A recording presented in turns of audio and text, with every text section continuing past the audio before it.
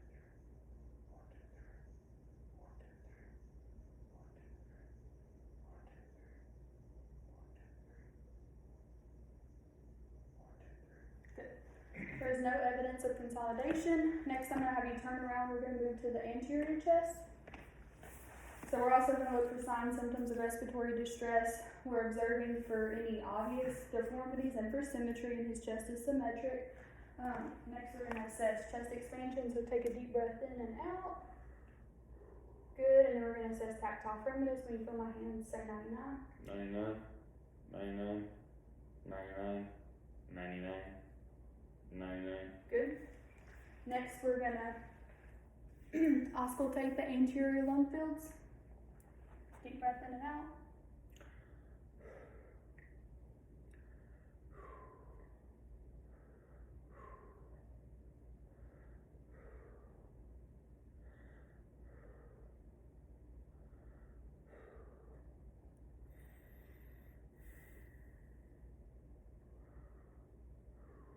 Good. The lateral lung fields.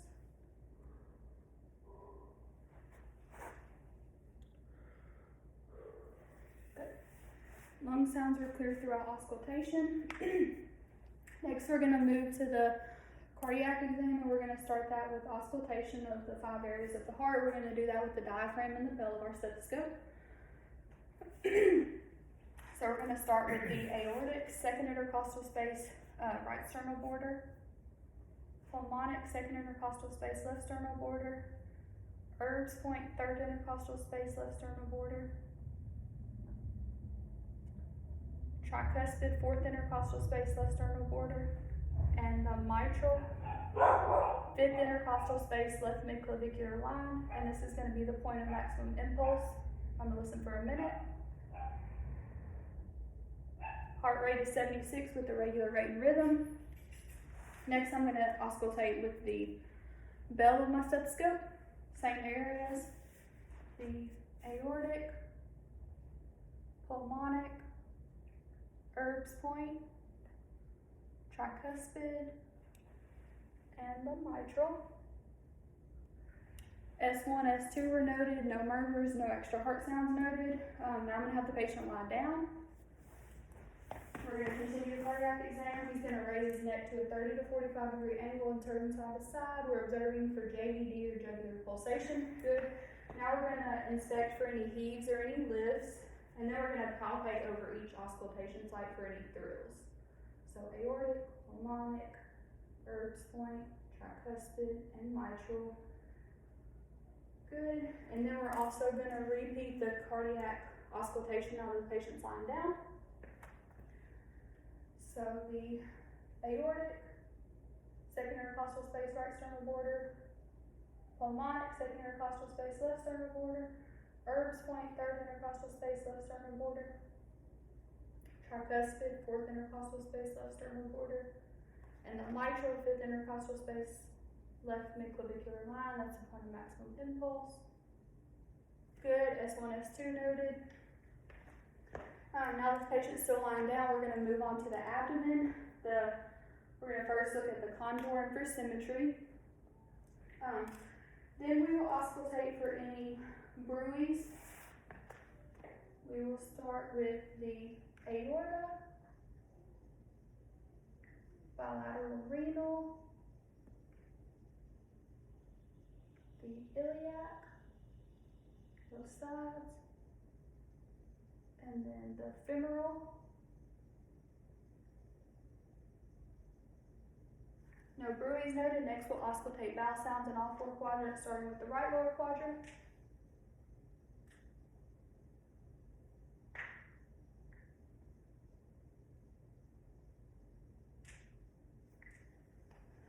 Vowel sounds are normal active. Next we're going to percuss for tympany, dullness, and flatness.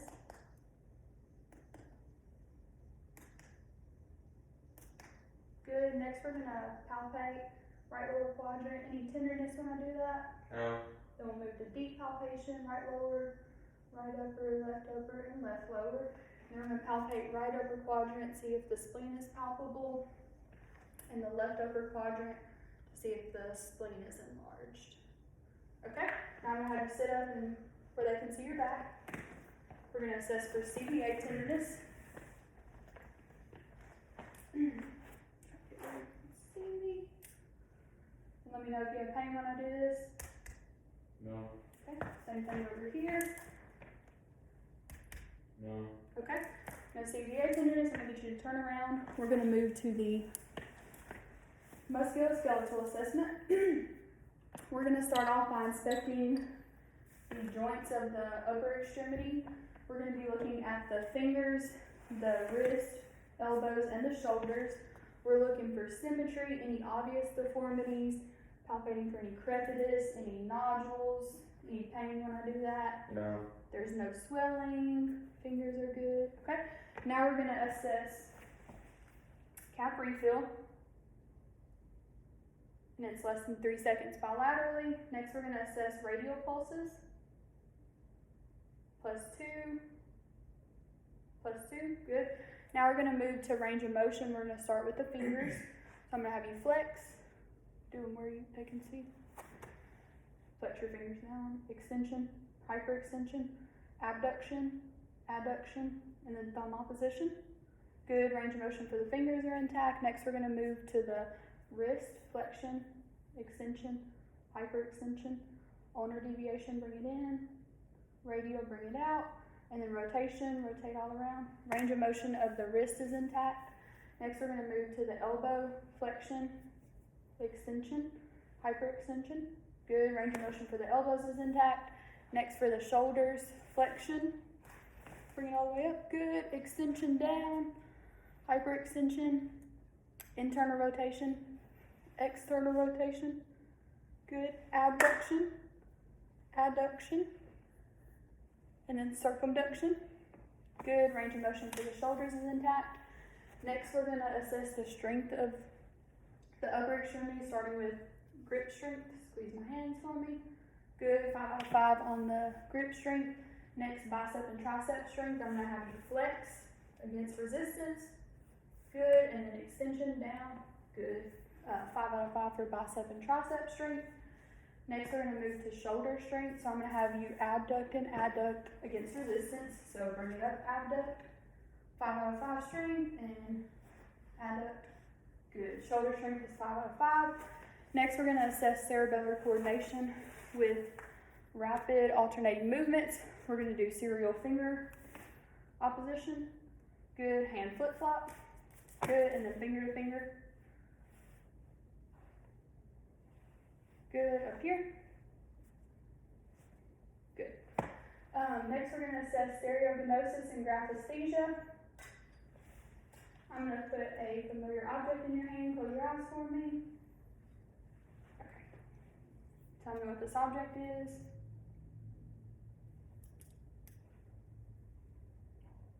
A paperclip? Yes.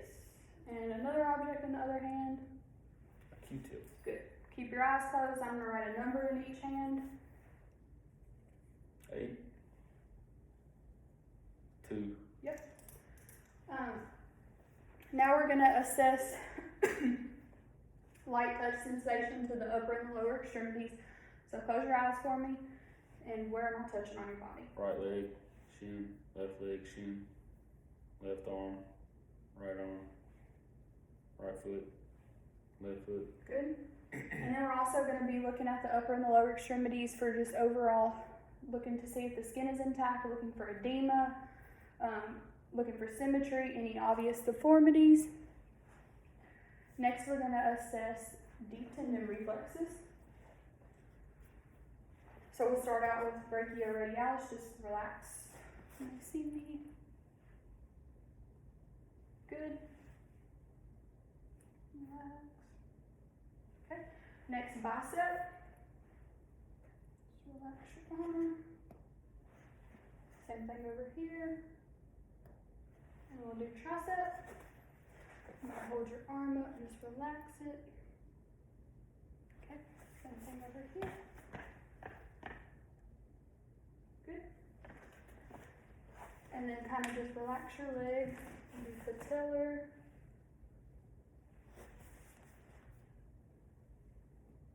Good. Next, Achilles. Hang on, let me tilt this down a little bit. There we go.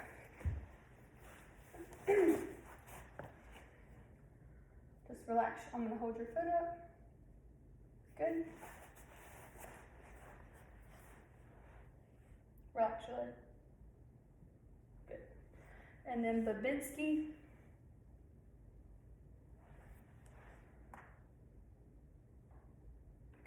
Good. Next, I'm going to move to the lower extremities.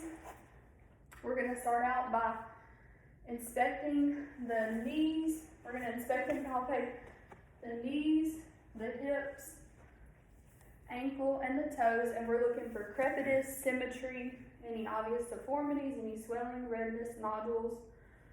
Next, we're going to assess dorsalis pedis pulse, +2, +2, posterior tibial, +2, +2. We're going to assess calf refill, less than 3 seconds, less than 3 seconds. Next, we're going to assess range of motion of the toes. So I'm going to get you to flex them down for me. Flexion, extension, bring them up. Hyperextension, bring them up a little bit more. Abduction, spread them apart. Adduction, bring them back to you. Good. Next, we're going to assess the ankle range of motion. So dorsiflexion, bring your ankle up. Plantar flexion, push it down to the ground. Inversion, rotate them in. Eversion, out. And rotation. Good. Now we're going to assess strength of the ankle. So I'm going to have you dorsiflex, so push up against my hands. Good, and then stick your feet out. Plantar flexion, push down against my hand. 5 out of 5 strength. We're going to assess knee strength, so I'm going to have you flex, bring them out against me, and pull towards your extension. 5 out of 5 strength. Next, I'm going to have you stand up. Check out the time. We're going to assess range of motion of the hips, so flexion. Do the same thing on both sides. Extension, bring it back. Both of them. Hyperextension, even further back. Abduction, bring it out. Both sides. Adduction is back to you. Good. Internal rotation. External rotation. Good. And then circumduction. Good. Next, we'll assess the knee. So flexion, extension, hyperextension. Same thing both sides. Range of motion is intact. Next, we're going to assess range of motion of the lumbar spine. So I'm going to get you to bend over, flexion, and we're going to also assess for scoliosis. So flexion, extension, bring it up, hyperextension, lateral flexion, rotation. Good. Cervical spine, flexion, extension, hyperextension, lateral flexion, rotation. Good. Range of motion is intact. Next, we're going to assess Romberg. Put your feet together and hold your arms out. Close your eyes. We're observing your balance. Good. Now I'm going to watch your gait. Take a few steps for me. And then going back, we're gonna do tandem, so it's gonna be heel to toe. Good, and then stand in place, hop on one foot for me, both sides. Good, and that should conclude my assessment.